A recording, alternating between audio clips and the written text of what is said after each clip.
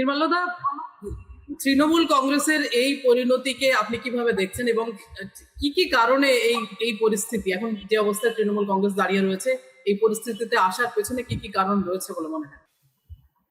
তৃণমূল কংগ্রেসের কিছুই হয়নি। তৃণমূল কংগ্রেসের জায়গাতেই আছে।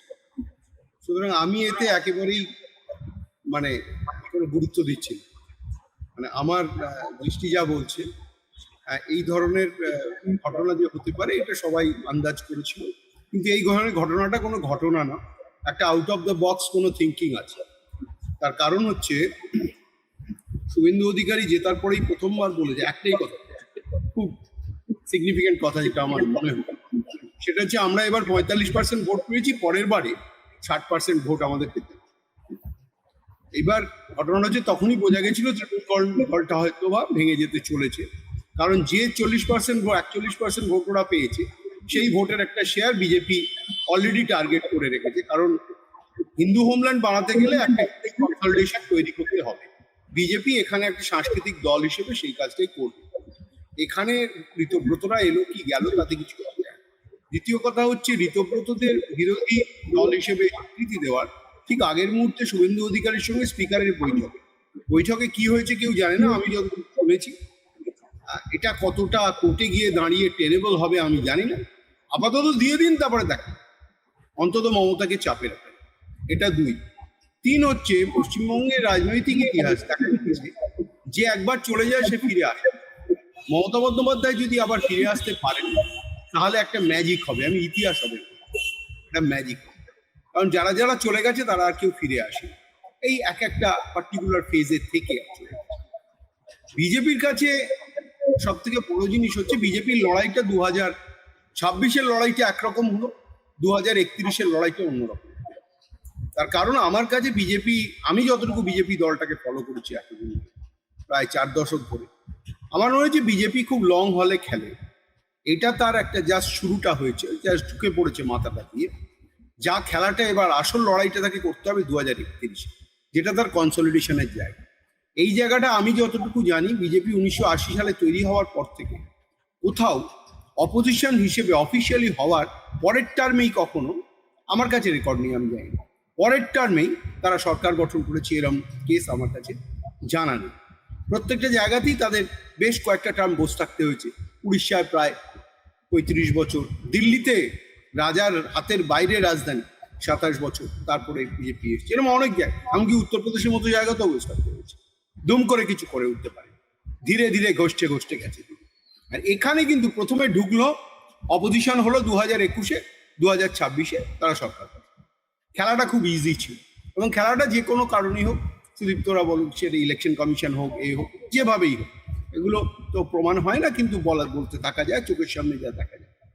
এবার প্রশ্নটা দাঁড়াচ্ছে যে, বিজেপি এই খেলাটা এইখানে ঢুকিয়ে দিল মাথাটা ঢুকিয়ে দেওয়ার পরে অন্য কোন দল কি করছে না করছে, বিজেপি খুব কনসার্ন দল নয়, আমি যতটুকু বিজেপিকে বুঝি।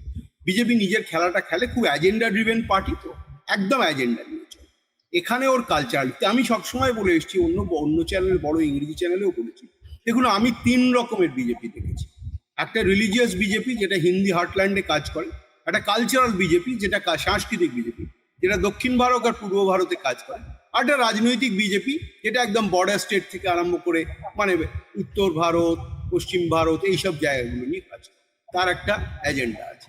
এখানে বিজেপি আমার মনে হয় সাংস্কৃতিক দল হিসেবে কাজ করছে। সুতরাং সাংস্কৃতিক এই যে কালচারাল ইনভেশনটা, যেটা বলা হয় রাষ্ট্রীয় স্বয়ংসেবক সংঘের দ্বারা ড্রিভেন, তাদের কাছে একটা গ্র্যাটিটিউড বিজেপিকে রাখতে হবে, কারণ বিজেপি এখানে নিজের মতো কাজ করতে পারবে না, এটুকু পরিষ্কার বোঝা যাচ্ছে। এবং যার জন্য আপনি দেখবেন সবটাই না সোফিয়া, বিজেপি খুব ধীরে ধীরে চলে।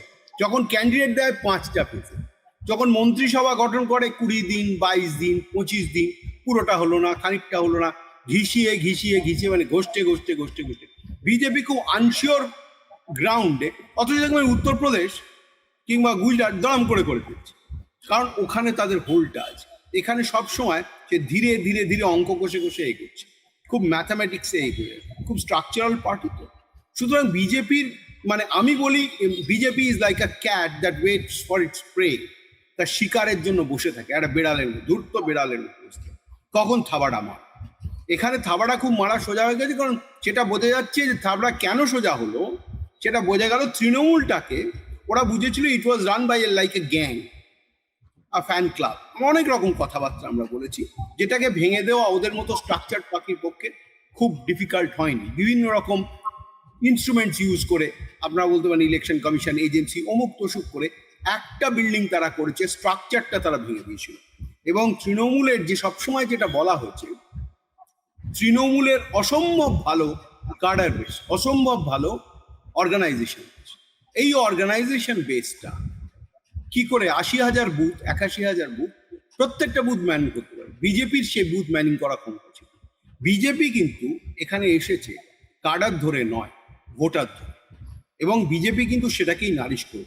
কারণ সেন্ট্রাল বিজেপি জানে তার যা প্রোগ্রামস, আমি যতটুকু বুঝি তাদের যে প্রোগ্রামগুলো তারা নেয়, সেগুলো এখানকার যারা বিজেপি লিডার এই বাংলার পার্সপেক্টিভে সেগুলোকে ইমপ্লিমেন্ট করা যথেষ্ট কঠিন। ওদের প্রোগ্রামগুলো ড্রিভেন হয় বিভিন্ন জায়গায় বিভিন্ন রকমভাবে, বিভিন্ন কালারে। আপনি যদি মহারাষ্ট্রের বিজেপির সঙ্গে এখানে কম্পেয়ার করেন, দেখবেন ওখানে বিজেপি ক্ষমতাতেই ছিল না, ক্ষমতায় আসার চেষ্টা করছিল। আর এখানে বলা হচ্ছে ক্ষমতায় এসে গেছে, এসে তৃণমূলকে ভ্যানিশ করে দিতে চাইছে। কিন্তু ঘটনাটা হচ্ছে আজকে যদি তৃণমূল ভ্যানিশ হয়ে যায় সেটা বিজেপির ক্ষতি, যথেষ্ট ক্ষতি। তার কারণ হচ্ছে তৃণমূল যদি একদম কনসলিডেটেড থাকে তাহলে বিজেপির খেলতে সুবিধে হয়।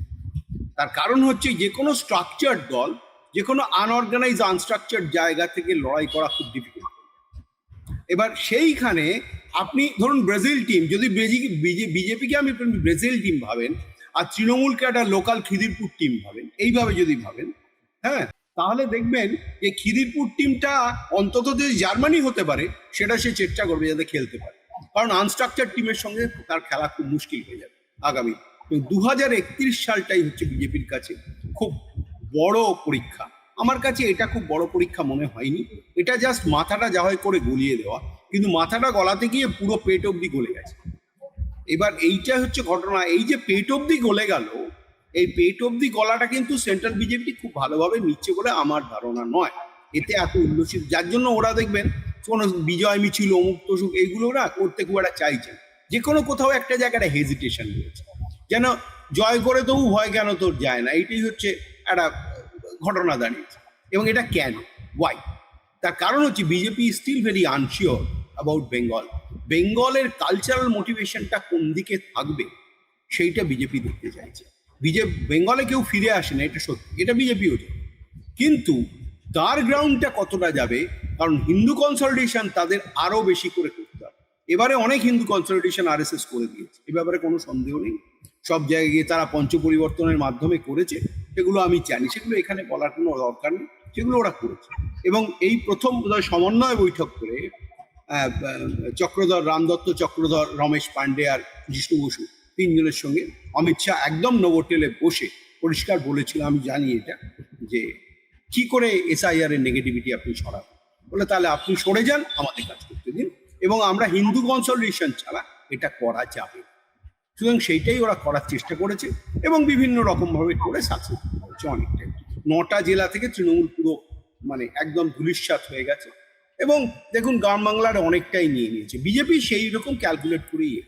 এবার প্রশ্নটা দাঁড়াচ্ছে তাহলে তৃণমূল ভেঙে গিয়ে বিজেপির কি লাভ? লাভ কিছু নেই, একদমই কিছু লাভ নেই। এটা তৃণমূলের নিজস্ব ব্যাপার, তৃণমূল ভালোই চলবে, বিজেপি খুশি হচ্ছে, হোক না। তাতে যদি পরে যদি কোর্ট কেসে ওরা নিজেরা মধ্যে মারামারি করে মমতার কাছে আবার ফিরে চলে যায়, তাতেও আমাদের কিছু এসে যায় না, আমাদের লড়াইটা আরো ভালো হবে। কিন্তু এই অবস্থায় ওরা যেটা ভয় পায় সেটা হচ্ছে, আমি যতটুকু বুঝি, as a national party they are a bigger threat. As an ideological party, they are a bigger threat. Left.